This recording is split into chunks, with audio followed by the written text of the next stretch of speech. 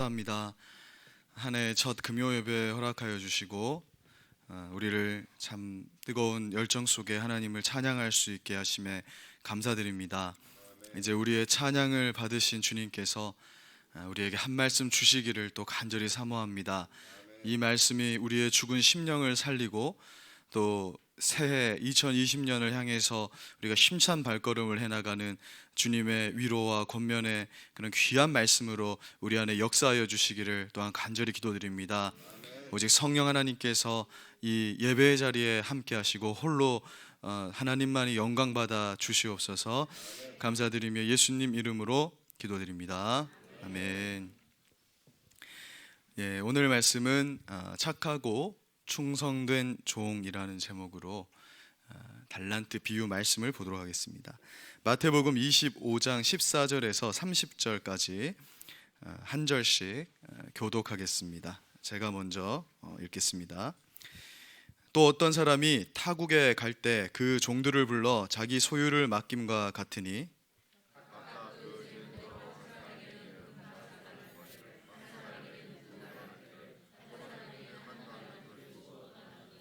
다섯 달란트 받은 자는 바로 가서 그것으로 장사하여 또 다섯 달란트를 남기고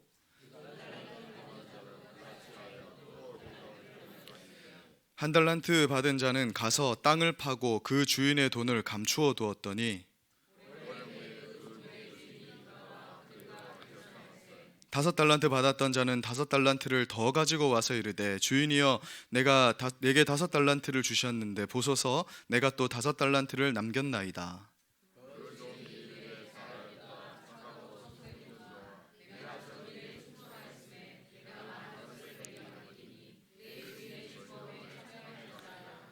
두 달란트 받았던 자도 와서 이르되 주인이여 내게 두 달란트를 주셨는데 보소서 내가 또 두 달란트를 남겼나이다.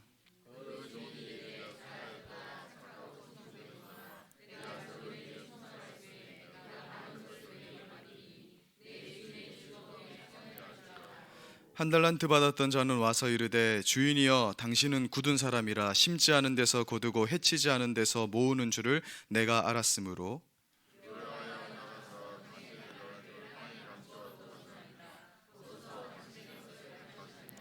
그 주인이 대답하여 이르되 악하고 게으른 종아 나는 심지 않은 데서 거두고 해치지 않은 데서 모으는 줄로 내가 알았느냐.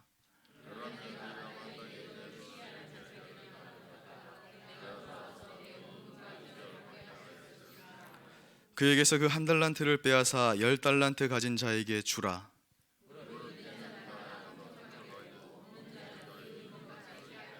같이 읽겠습니다. 이 무익한 종을 바깥 어두운 데로 내쫓으라. 거기서 슬피 울며 이를 갈리라 하니라. 아멘. 어떤 분이 저의 설교에 대해서 이렇게 정의를 내려주셨습니다. 부목사님의 설교는 항상 은혜로 마무리가 된다. 그래서 좋기는 한데 실제 생활과 좀 동떨어지는 것 같고 뭔가 좀 도전적인 게 없다, 좀 약하다 이런 평가를 주셨습니다. 그런데 사실 그것은 좀 오해인데요.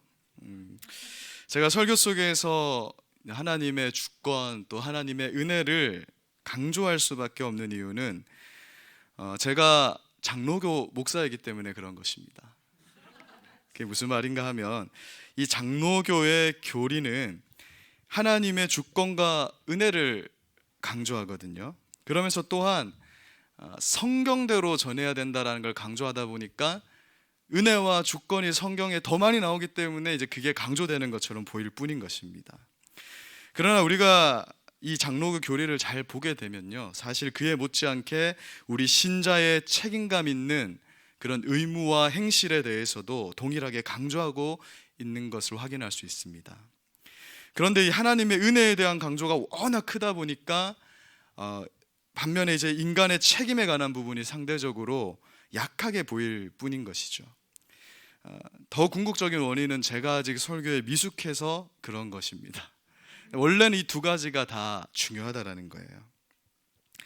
이 세상에 같은 기독교라는 이름을 가지고 있지만 정말 다양한 교단들이 존재합니다. 우리나라에는 주로 이제 장로교가 많지만 감리교도 있고 침례교도 있고 순복음, 성공회, 루터파, 또 구세군도 하나의 교단입니다. 그 딸랑딸랑 하시는 분들 있으시잖아요. 자선 냄비 받으시는 분들. 정말 많은 교단들이 하나님의 섭리 아래에서 이 세상에 존재하고 있습니다. 그 중에 한국에서 가장 번성한 교단은 어딜까요? 장로교지만 사실 전 세계적으로 보자면 장로교는 군소교단입니다. 몇 명 안 믿어요. 2, 3% 정도 될까요? 전 세계적으로 정말 많이 사람들이 소속되어 있는 교단은 오순절파 또 침례교가 더 많은 숫자를 차지하고 있습니다. 사실 우리는 루터파보다도 더 적어요, 이 장로교가. 한국에서만 유독 굉장히 장로교가 이렇게 많이 번성한 것이죠.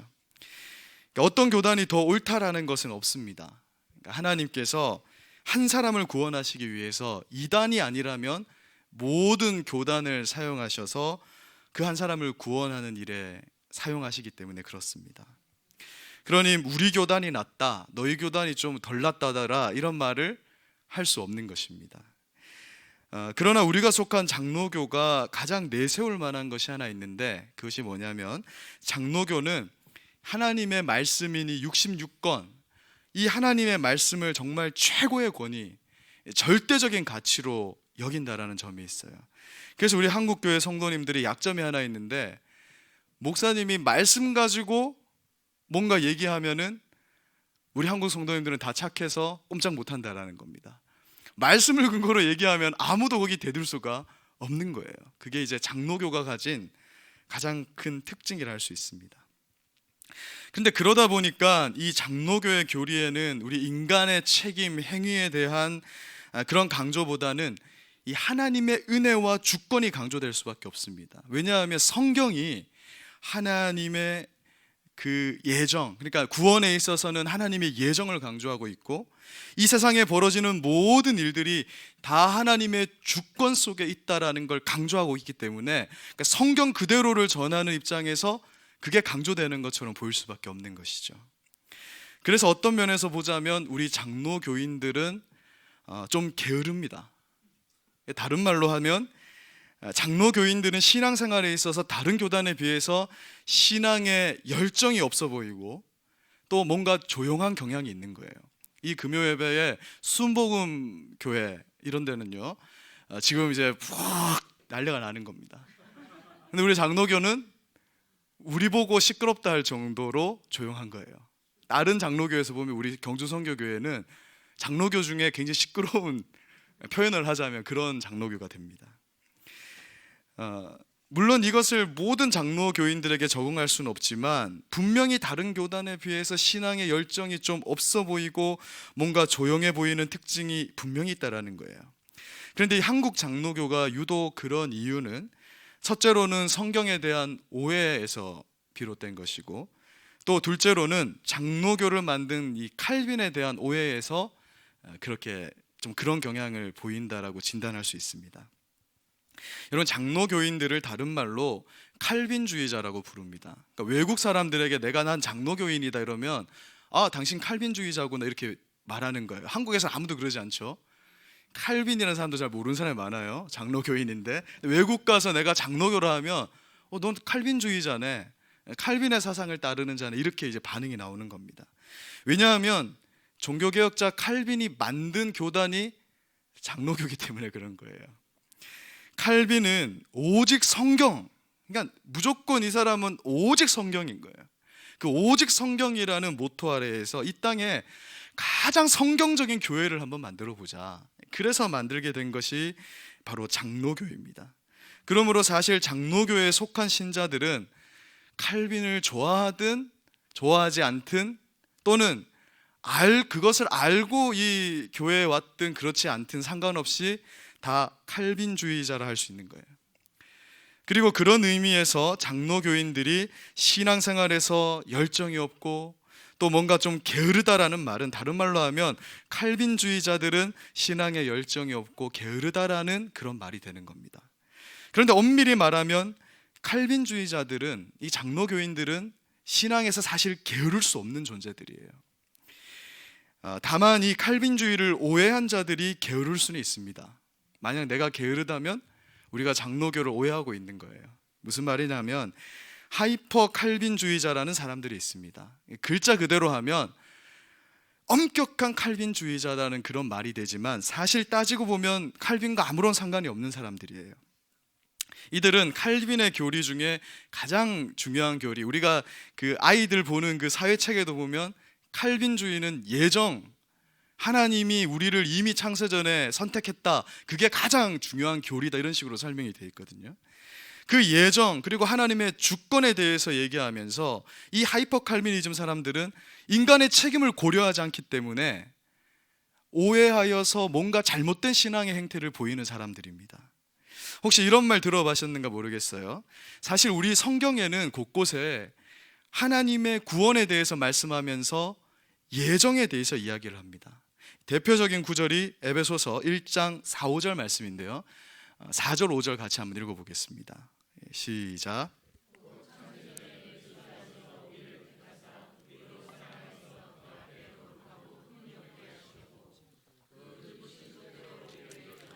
예수 그리스도로 말미암아 자기의 아들들이 되게 하셨으니. 아멘. 이 대표적인 구절인데 여기서만 나오는 것이 아니라 성경이 무엇을 강조하냐면 하나님은 한 사람이 태어나기도 전에, 더 나아가면 이 세상이 만들어지기도 전에 나라는 한 사람을 구원하시기로 작정하고 계획하고 또 사랑했다, 이렇게 표현을 하고 있는 거예요. 그것을 우리가 예정의 교리라고 부릅니다. 그런데 이 말씀을 오해한 어떤 사람들이 어떻게 생각하냐면 어차피 하나님이 구원할 사람을 다 예정해 놓았으면 우리가 굳이 전도할 필요가 있는가? 그렇잖아요. 하나님이 다 예정해 놨다는데 우리 전도에 힘쓸 필요가 없다. 한 몇 해 전에 그것이 알고 싶다라는 시사 프로그램에서 어떤 신학교 교수님이 나와서 이렇게 말을 했습니다. 뭐라고 얘기했냐면 이 한국교회 성도들이 장로교인이라 하면서도 예정의 교리를 모르기 때문에 그저 무례하게 전도하여서 사회에 해악을 끼치고 있습니다, 이렇게 얘기를 한 거예요. 신학 교수님이었어요. 제가 너무 충격적이라 아직도 생각이 납니다. 그것이 알고 싶다에 나왔었거든요. 바로 이러한 생각이 다 하이퍼 칼비니즘이라는 거예요. 그러니까 잘못된 장로교인들의 모습이라는 것입니다. 사랑하는 여러분, 이러한 생각은 전혀 성경적인 생각이 아닙니다. 성경은 언제나 하나님의 주권과 예정을 강조하면서 또한 굉장히 강조하는 것이 있는데 그게 뭐냐면 우리 인간의 책임과 의무에 대해서 강조하고 있습니다. 그래서 오직 성경으로 사고하는 우리가 어떤 식으로 이야기할 수 있어야 되냐면 이 부분에 대해서 우리 이렇게 표현합니다. 하나님이 하시는 일이 100이라면 우리 인간이 하는 일이 0이 아니라 하나님이 하시는 일 100, 우리가 하는 일도 100이라는 거예요. 그게 어떤 우위를 나눌 수 없고 하나님 하시는 것, 우리가 하는 것 다 100이다, 이렇게 설명할 수 있습니다. 이게 조금 다른 말로 더 쉽게 설명하자면 하나님은 당신의 뜻을 이루기 위해서 당신의 계획대로 모든 일들을 어떻게 실행하시냐 하면 바로 우리 인간들이 그 하나님의 일에 충성스럽게 충성을 다하는 그러한 방법으로 하나님의 뜻을 이루도록 다 계획해 놓으셨고 작정해 놓으셨다는 거예요. 그래서 우리 인간의 역할이 없으면 하나님의 일이 이루어질 수 없게끔 하나님은 그렇게 계획해 놓으셨다, 그렇게 의미가 전달이 된다는 것입니다. 사실 우리가 이제 칼빈에 대해서 좀 오해를 많이 하는데 그게 뭐냐면 칼빈은 이제 기독교 강요나 그런 책들을 많이 쓰고 뭔가 좀 주로 학문 연구에만 힘쓴 사람으로 안다라는 것입니다. 근데 사실 이 칼빈이야말로 누구보다도 선교에 힘썼던 사람이거든요. 칼빈의 고향이 프랑스인데 이 프랑스의 선교를 위해서 당시 로마 카톨릭의 박해로 많은 순교자들이 생겼거든요. 근데 그곳을 향해서 칼빈은 끊임없이 말씀으로 훈련된 선교사들을 보냅니다. 그래서 많은 보낸 제자들이 순교해서 죽는 거예요. 눈물을 흘리면서 또 그들을 훈련시켜서 그들을 선교지로 보냅니다. 그래서 어떻게 일어나게 되냐면 당시 이 프랑스 인구가 2천만 명 인구 중에서 약 200만 명이 개신교도로 전향을 하게 돼요. 10% 정도를 전도하는 일이 일어나게 됐다는 것입니다. 이 선교의 사명 가운데 많은 순교자가 배출될 때 그가 정말 온 힘을 다해서 기도하고 위로하면서 그 일을 감당했다라는 거예요. 성경도 그렇고 이 장로교의 창시자라 할 수 있는 칼빈도 그렇고, 성경은 무엇을 얘기하냐면 결국 하나님의 예정과 주권을 강조하지만 또 그 속에서 우리 인간의 의무와 책임을 무시한 적은 단 한 번도 없다라는 것입니다. 그러니까 그 신학교 교수님처럼 말하는 건 완전히 잘못됐다라는 것이죠. 하나님의 주권과 예정 가운데 우리 인간의 노력이 어떻게 사용되는가를 잘 이해하기 위해서는 우리가 성경에서 예시를 하나 가져와 보겠습니다. 이 하나님의 계획 속에서 예수님이 부활하시고 승천하신 후에 예루살렘에 남아있던 120명의 신자들이 열심히 기도를 하여서 오순절날 성령님이 강림하시게 됩니다. 그 사실을 다 알고 계시죠? 그런데 만약에 하나님께서 이 오순절날 성령을 주실 것을 다 계획하시고 하나님이 다 그걸 계획하신 걸까요? 아니면 하나님도 그걸 모르고 이 120명이 기도해봐야 알았을까요? 너무나 유치한 질문이지만 하나님은 다 알고 계시죠. 그리고 하나님의 계획 속에는 얘네들이 반드시 기도할 것이고 이 120명의 성도가 열심히 기도할 때 반드시 오순절날, 그러니까 예수님이 부활하신 지 50일 되는 날, 승천하신 지는 10일째 되는 날, 이 성령이 강림하는 걸 하나님이 다 계획하셨다고요. 그렇다면 우리에게 이런 의문이 생깁니다. 그럼 어차피 성령은 임할 것이니까 이 120명의 성도들은 마음 편하게 놀고 먹고 있으면 성령이 임하느냐라는 거예요. 아니, 하나님이 다 계획하셨고 어차피 하실 거냐면 우리가 그 신자들이 기도할 필요가 뭐가 있느냐라는 질문이 생기는 겁니다. 그래서 이게 운명론으로 가면 안 되는 거예요. 우리가 이제 쉽게 생각할 때 하나님이 다 하시니까 우리는 아무것도 안 해도 된다 생각할 수 있지만 사도행전 1장 14절은 이렇게 말씀합니다. 우리 14절 말씀 같이 한번 읽어보겠습니다. 시작. 여자들과 예수의 어머니 마리아와 예수의 아우들과 더불어 마음을 같이하여 오로지 기도에 힘쓰더라. 아멘. 120명의 신자들이 예수님이 하늘로 올라가 버리신 거예요. 그나마 부활하셔서 같이 다닐 때는 좀 마음이 위로가 되고 그랬었는데 예수님 당장 눈앞에 안 보이니까 그들이 얼마나 필사적으로 기도했겠습니까?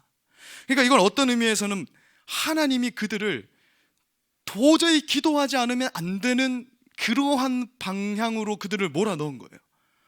생각해 보십시오. 이제 이들은 정말 남은 것이 없고 예수님도 떠나버렸고 예수님 말씀대로 뭔가를 주시긴 주신다는데 성령이 뭔지도 모르기 때문에 그냥 기도하는 것밖에는 방법이 없었다는 거죠.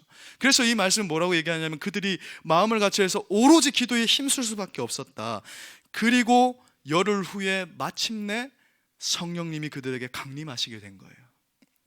인간의 눈으로 보면 마치 성도들이 열심히 기도해서 성령님이 오신 것 같잖아요. 그러나 하나님의 관점에서 보자면 이건 이미 이 세상이 만들어지기도 전에 계획되어져 있는 일이라는 것입니다. 그런데 우리가 그러면 이 부분을 어떻게 받아들여야 되느냐 하면 이 부분을 이와 같이 성경적으로 해석할 수 있는 거예요. 뭐냐면 하나님은 이 120명의 성도가 열심히 기도하지 않으면 안 되는 그런 상황을 연출하시는 거예요. 막 유대인들의 위협이 있고 막 불안하고 생업을 포기했는데 먹고 살 것이 걱정되는 그러한 과정 속에 몰아넣은 다음에 그들이 기도하는 방법을 사용하셔서 오순절날 성령이 임하시도록 계획하시고 그 일을 이루셨다라는 겁니다. 그러니까 하나님이 어떤 일을 이루시는데 만약 사람이 게을러서 기도하지 않는다면 아무런 일도 일어나지 않는다는 뜻이에요. 아무리 하나님께서 구원받을 사람을 창세전에 예정해 놓았다 해도 우리가 게을러서 전도하러 나가지 않으면 아무런 일이 일어나지 않는다는 것입니다. 우리가 교회에 가만히 앉아 있어서 하나님 사람 보내주시겠지 하고 있으면 절대 사람은 안 온다라는 거예요. 우리가 하나님께서 전도하기를 원하시니까 그 일에 충성될 때 하나님이 그 전도하는 충성을 사용해서 한 영혼을 구원하신다라고 말씀하고 있는 것입니다. 혹시 내 주변에 아직 예수님을 믿지 못하는 가족, 친구, 이웃들이 있는데 혹시 이렇게 생각하시는 분이 있지 않으십니까? 어차피 하나님이 구원하실 것을 예정하셨으면 구원받을 것이고 예정 안 하셨으면 구원 못 받는 거니까 내가 굳이 전도할 필요는 없다. 혹시 이러시는 분이 계십니까? 하이퍼 칼비니즘이 되는 거예요. 그런 분들에게 하나님 오늘 말씀합니다. 나는 내가 한 영혼을 두고 눈물을 흘리며 기도하고 열심히 그를 찾아가서 착한 행실을 통해서 그를 전도하는 너의 그 열심을 사용해서 이 한 사람을 구원하도록 작정했다라는 거예요. 우리가 하나님께 있어서 꼭 필요한 존재가 되는 순간이 되는 겁니다. 그래서 우리의 전도는 충성을 필요로 하는 거예요. 전도하면서 대충 하면서 하나님 예정하셨으면 하지 하면서 발바닥에 먼지를 털어버리면 안 된다는 것입니다. 우리는 최선을 다하는 것밖에는 맡겨진 일이 없다라고 말하는 겁니다. 그래서 우리 장로교인들은요, 정말 원래대로라면 성경을 가장 진리로 받아들이는 자들이니까 신앙생활에 있어서 게으를 수 없는 겁니다. 전도의 열정, 기도의 열정이 없는 자들이 원래는 될 수 없는 거예요. 하나님은 우리의 충성을 사용하셔서 당신의 뜻을 이루시겠다라고 분명히 성경에 말씀하고 있기 때문에 우리 장로교인들은 주를 위해서 우리의 열정을 쏟아붓는 자들이 되어야 되는 겁니다. 그래서 사실 순복음교회보다 더 장로교회는 열정적으로 기도하고 열정적으로 전도하는 자들이 되어야 돼요. 칼빈이 진짜로 그렇게 했고요. 오늘 우리가 함께 읽은 이 달란트 비유를 한번 보십시오. 하나님은 각 사람의 재능에 따라서 달란트를 나눠주셨습니다. 이 달란트가 금으로 따지면 34kg 분량이 됩니다. 집에 보통 1kg도 없으시잖아요, 잘. 34kg라는 것은 오늘날 시세로 하면 한 3억 원의 가치에 해당합니다. 한 달란트를 받았어도 그것은 작은 것이 아니에요. 우리가 옛날 주일학교 때 한 달란트로는 사탕 하나밖에 못 사 먹으니까 작게 생각하는데 한 달란트도 굉장히 큰 거라는 겁니다. 그런데 여기서 우리가 눈여겨봐야 되는 것은 이 달란트 비유는 우리가 일반적으로 지금까지 알고 있던 것과는 달리 오늘 말씀을 잘 보면요, 달란트 자체를 지금 사람의 재능으로 말하고 있지 않습니다. 달란트는 돈의 단위, 화폐의 단위일 뿐이고 마태복음 25장 15절을 보니까 주인은 원래 재능이 있고요, 종들이 그 재능에 따라서 그들에게 주인의 달란트를 줬다 이렇게 말하고 있어요. 이 달란트는 원래 종들의 것이 아니라는 거예요. 주인의 것인데 그 재능에 따라서 우리가 이제 교회를 섬기다 보면 다 각자의 재능이 다 따로 있잖아요.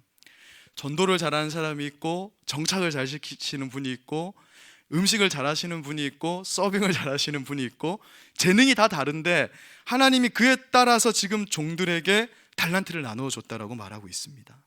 즉 이 달란트라는 것은 원래 하나님의 것으로 그것을 종들에게 나눠줬기 때문에 비유에서 달란트는 종들에게 맡긴 하나님의 일로 해석하는 것이 조금 더 성경적인 해석이에요.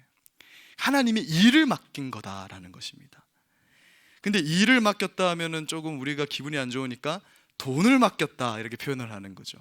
우리가 하나님이 일을 이만큼 일을 10년치를 맡겼다 이러면은 기분이 별로 안 좋지만 하나님이 10억 원을 우리에게 맡겼다 이러면 기분이 좋으니까 이런 비유를 사용한 것 같아요. 그래서 하나님은 분명 하나님의 계획하신 대로 지금 이 세상을 다 만들어 가시고 이끌어 가십니다. 하나님의 섭리라고 하거든요. 그게 바로 하나님의 일입니다. 하나님이 이 세상을 하나님 뜻대로 이루어 가세요. 그래서 무슨 일이 있어도 하나님이 계획하신 대로 이 세상을 흘러가게 되어 있습니다. 그래서 엄밀히 말하면 우리가 아무리 제약된다 해서 하나님의 심판이 당겨지는 일이 없어요. 우리가 아무리 선하게 산다 해도 하나님의 심판이 미뤄지는 일이 없고 하나님은 딱 계획하신 그곳을 향해서 그날을 향해서 달려갈 뿐입니다. 그게 하나님의 일인데 그 가운데 우리의 역할이 있다는 거예요. 하나님께서는 어차피 하나님이 원하시는 대로 이 세상을 운영하고 또 구원할 자들도 다 찾을 것인데 그 가운데 우리에게 역할을 주셨다는 겁니다. 이에 대해서 달란트 비유가 우리에게 이렇게 도전합니다. 하나님은 당신의 일을 우리에게 맡기시고 우리가 충성스럽게 그 일을 감당하는 방법으로 우리와 함께 하나님의 뜻을 이루어 가시겠다라는 거예요. 하나님의 일을 우리에게 맡겼다라는 표현을 달란트 비유에서 하고 있는 것입니다. 그래서 이 5달란트 받은 자와 2달란트 받은 자는요, 자신에게 맡겨진 이 주인의 달란트, 그러니까 하나님의 일을 정말 충성스럽게 열심을 다해서 감당합니다. 여러분, 사실 투자를 내서 2배로 남기는 건 진짜 어려운 일이잖아요. 내가 100만 원을 투자하는데 200만 원을 얻게 되는 일은 세상에 잘 없습니다. 그러니까 이들이 얼마나 충성되었는지를 알게 돼요.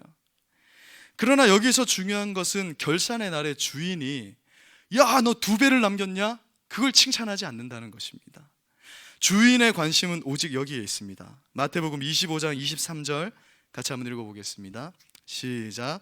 그 주인이 이르되 잘하였다 착하고 충성된 종아, 내가 작은 일에 충성하였음에 내가 많은 것을 내게 맡기리니 내 주인의 즐거움에 참여할지어다 하고. 아멘.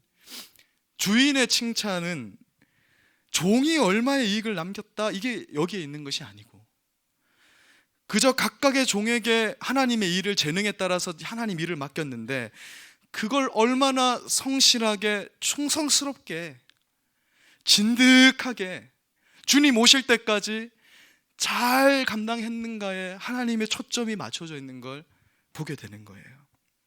즉 우리가 마지막 날에 하나님 심판대 앞에 서게 될 때 우리의 평가 기준은 네가 얼마나 이익을 남겼느냐에 달려있는 것이 아니라 네가 얼마나 충성되게 내가 맡긴 일을 감당하다 왔느냐에 달려있다라는 겁니다.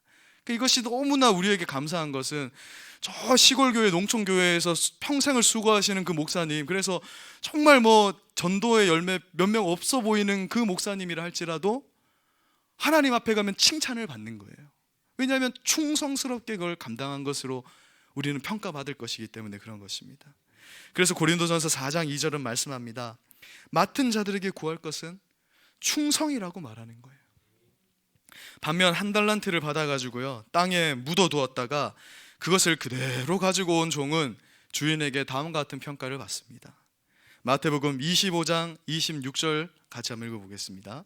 시작.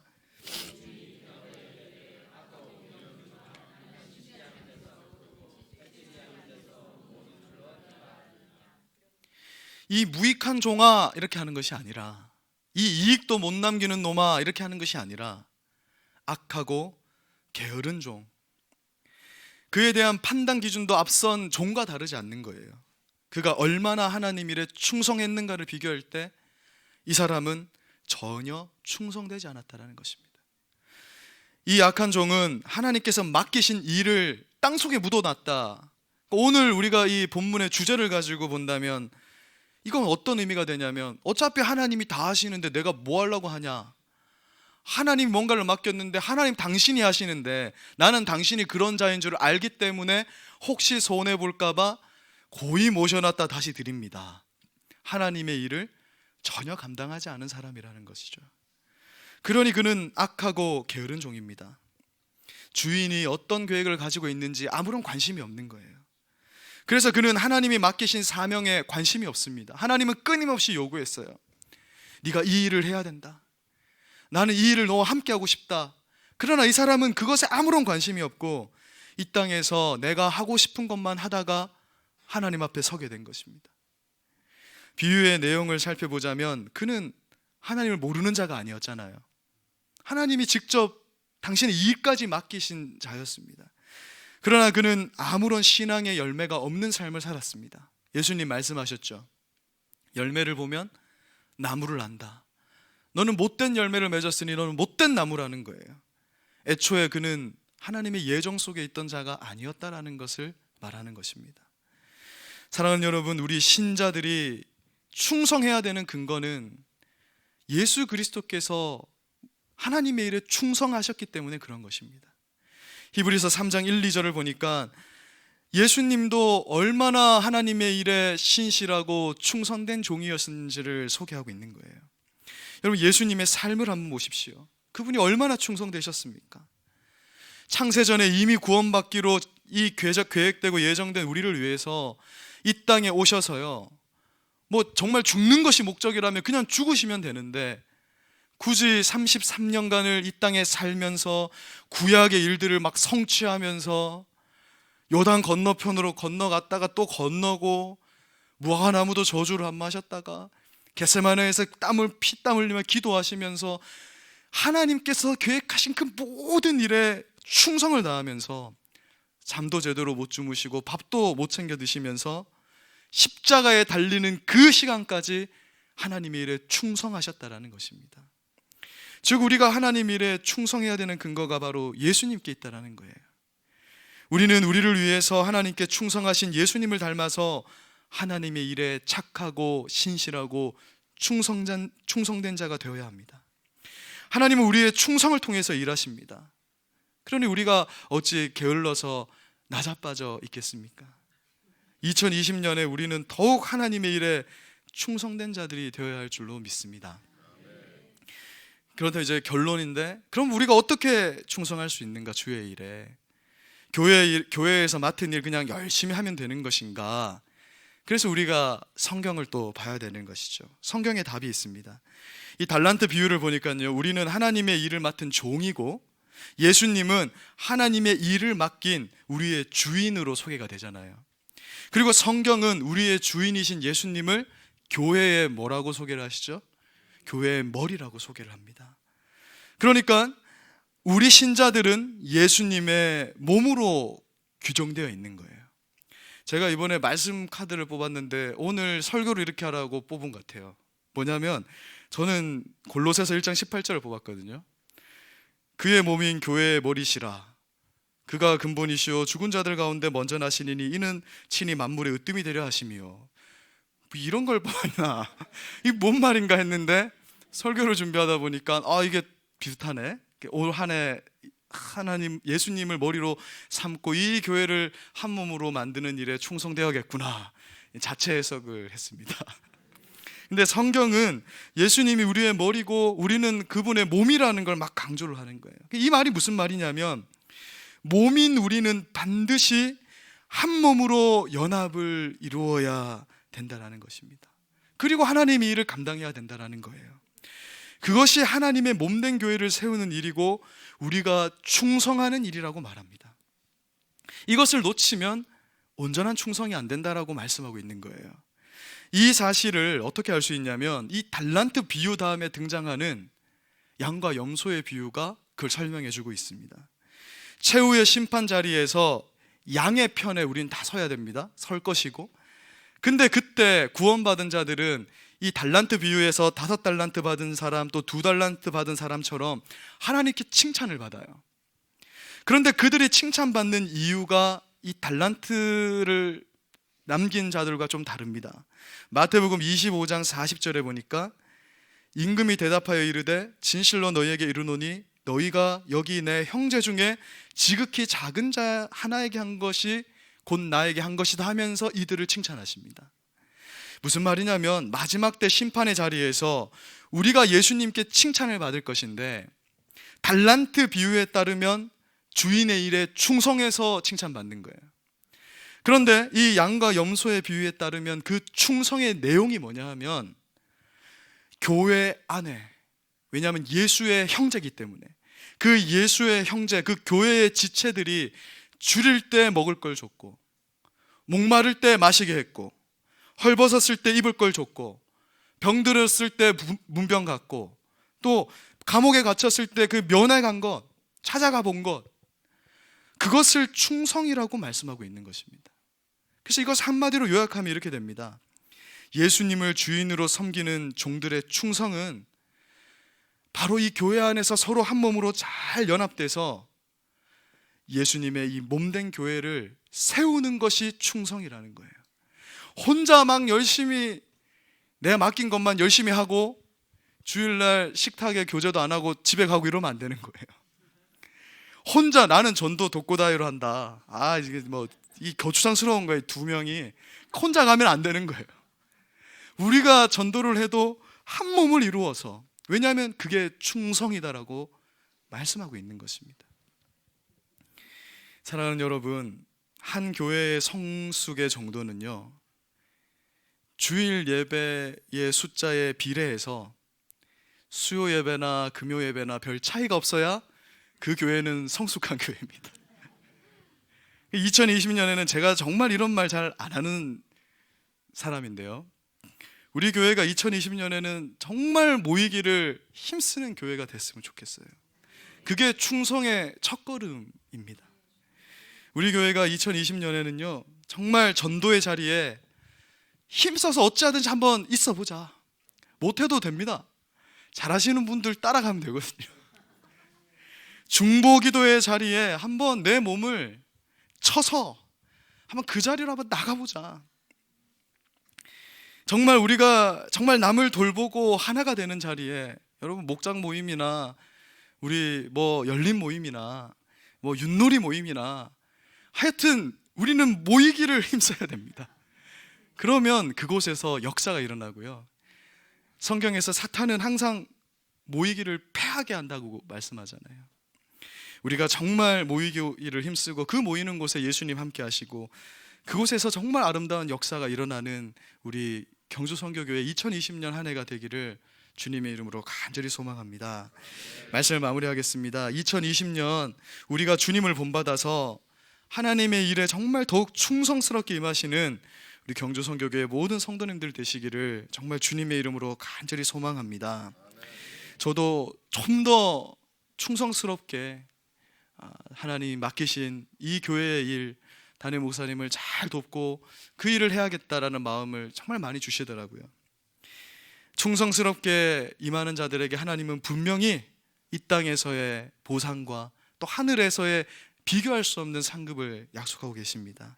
오늘 우리가 이 약속의 말씀을 들고 같이 한번 기도하는 밤 되기를 소망합니다. 제가 기도하고요, 함께 좀 기도하는 시간 가지겠습니다. 사랑하는 하나님, 감사합니다. 오늘 우리에게 착하고 충성된 종이라는 제목으로 우리에게 말씀 주시니 감사합니다. 우리는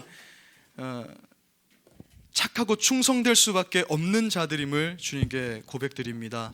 우리가 정말 예수님께서 이미 앞서 나가신 그 충성을 본받아서 2020년에는 우리 담임 목사님과 함께 예수님을 머리로 하여서 맡은 바 교회의 역할을 잘 감당하고 충성되고 신실하게 주의 일을 감당하는 우리 모두의 모습이 되기를 간절히 소망합니다. 오늘 밤 그 일을 위해서 우리가 함께 기도하고 주님 앞에 설 수 있기를 간절히 소망합니다.